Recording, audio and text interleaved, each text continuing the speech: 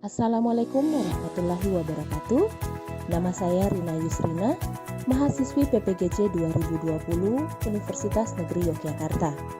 Akan menampilkan video praktik pembelajaran terkait materi dan perubahannya submateri campuran dengan model pembelajaran discovery learning, metode pembelajaran percobaan dan diskusi, dan pendekatan saintifik. Adapun kegiatan pertama yaitu pendahuluan, mencakup salam, menanyakan kabar, berdoa, absensi, penjelasan aktivitas pembelajaran, apersepsi, motivasi, dan penyampaian tujuan kegiatan pembelajaran.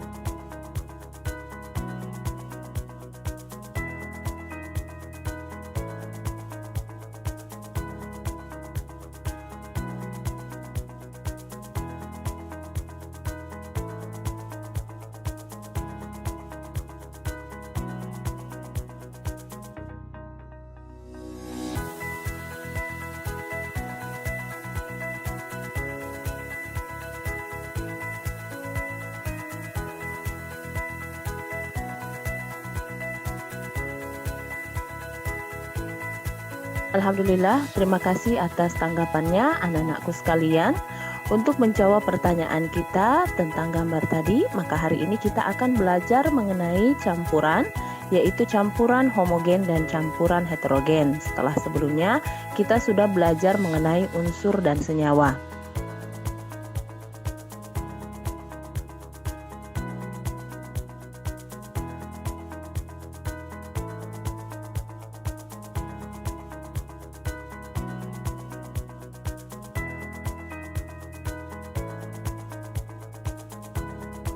Baik, terima kasih atas tanggapannya anak-anakku sekalian. Selanjutnya, silakan buka LKPD yang telah Mem kirimkan.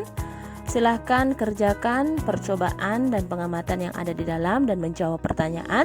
Selanjutnya, kirimkan percobaan ataupun hasil pengamatan kalian ke WA Group dalam bentuk video maupun dalam bentuk gambar, lalu kita diskusikan bersama-sama.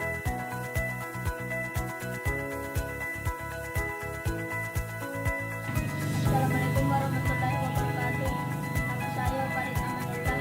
Saya ingin mempresentasikan hasil pengamatan IPA.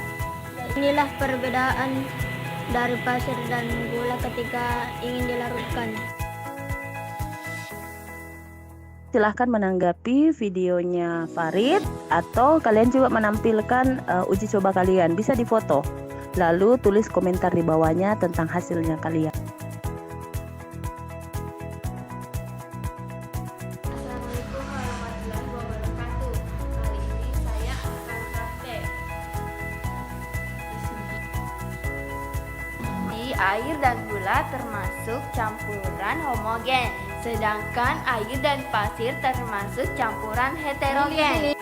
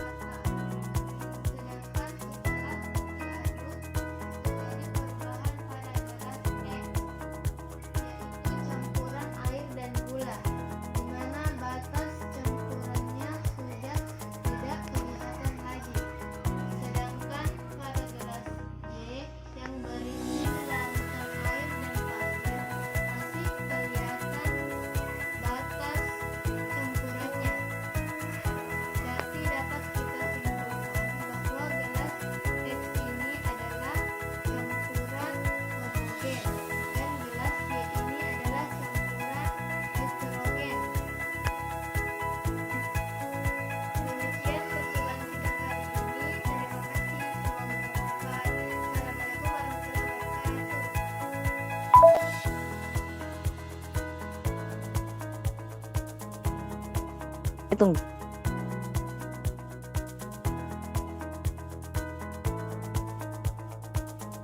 Assalamualaikum warahmatullahi wabarakatuh. Setelah melakukan uji coba, saya dapat menyimpulkan bahwa air panas setelah diaduk akan larut, sedangkan pasir yang dicampur dengan air panas tidak akan larut. terima kasih untuk hasil kesimpulannya. Dan selanjutnya kita sudah beralih di kolom G tentang benda lain selain pasir dan gula, ya, yang termasuk campuran homogen dan heterogen. Campuran homogen contohnya 1. Larutan gula, 2. Larutan garam, 3. Larutan sirup dan lainnya. Campuran heterogen contohnya 1. Ketika air dan minyak dituangkan ke satu wadah, keduanya tidak akan menyatu. 2. Air dan pasir. 3. Kapur dan pasir.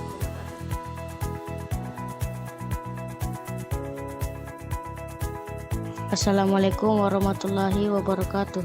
Di sini saya akan menyebutkan benda atau larutan lain selain gula dan pasir. Yang pertama, adonan yang dicampur dengan sayuran, termasuk jenis campuran heterogen. Alasannya, zat penyusunnya tidak sama sehingga partikel adonan dan sayuran dapat dibedakan. Yang kedua, pewarna makanan yang dimasukkan ke dalam air, termasuk dalam campuran homogen. Alasannya, zat penyusunnya sama sehingga partikel dari zat tersebut tidak dapat dibedakan. Yang ketiga, ada kuah bakso yang dicampur dengan kecap, termasuk dalam campuran homogen. Alasannya, zat penyusun kuah bakso dan kecap sama, yaitu cair, sehingga partikel dari zat tersebut tidak dapat dibedakan. Yang keempat, ada beras yang direndam di dalam air, termasuk dalam jenis campuran heterogen. Alasannya, zat penyusun dari beras dan air tidak sama, sehingga partikel beras dan air dapat dibedakan. Yang kelima, air teh yang dicampur dan diaduk secara merata dengan gula pasir, jenis campuran homogen. Alasannya, zat penyusun air dan gula sebenarnya tidak sama. Namun, ketika gula diaduk di dalam air, maka gula akan melarut menjadi cair sehingga partikel dari air dan gula tidak dapat dibedakan. Sekian dari saya. Assalamualaikum warahmatullahi wabarakatuh.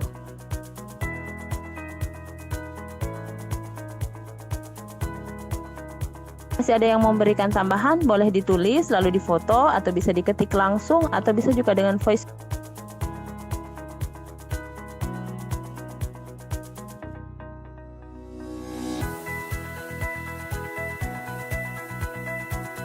Terima kasih atas tanggapannya anak-anak sekalian. Jadi benar sekali nak ya, di sekitar kita itu banyak sekali benda ataupun larutan yang masuk dalam kategori campuran, baik itu campuran homogen maupun campuran heterogen. Nah, di situ kita bisa memperhatikan karakteristiknya. Dia homogen apabila zat-zat penyusunnya tidak bisa dipisahkan. Kenapa? Karena dia mengalami kelarutan secara sempurna. Dia homogen, ya, menyatu seperti itu. Dan untuk memisahkannya itu butuh proses yang atau metode yang khusus. Sementara yang heterogen itu jelas terpisah.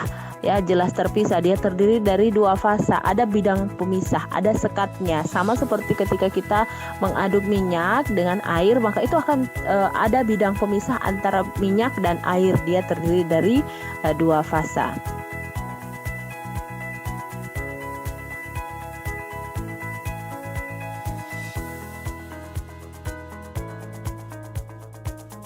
Bagus Nak Farid. Ya, sekarang silahkan lanjutkan di mengerjakan kuis. Kita cukupkan untuk kegiatan kita hari ini. Terima kasih untuk keaktifan anak-anakku sekalian, untuk yang sudah melakukan percobaan, mengirimkan video dan sebagainya. Saya harap yang lain yang belum berkesempatan untuk di pertemuan selanjutnya juga bisa ikut aktif ya. Saya tutup. Wabillahi taufiq wal hidayah. Wassalamualaikum warahmatullahi wabarakatuh.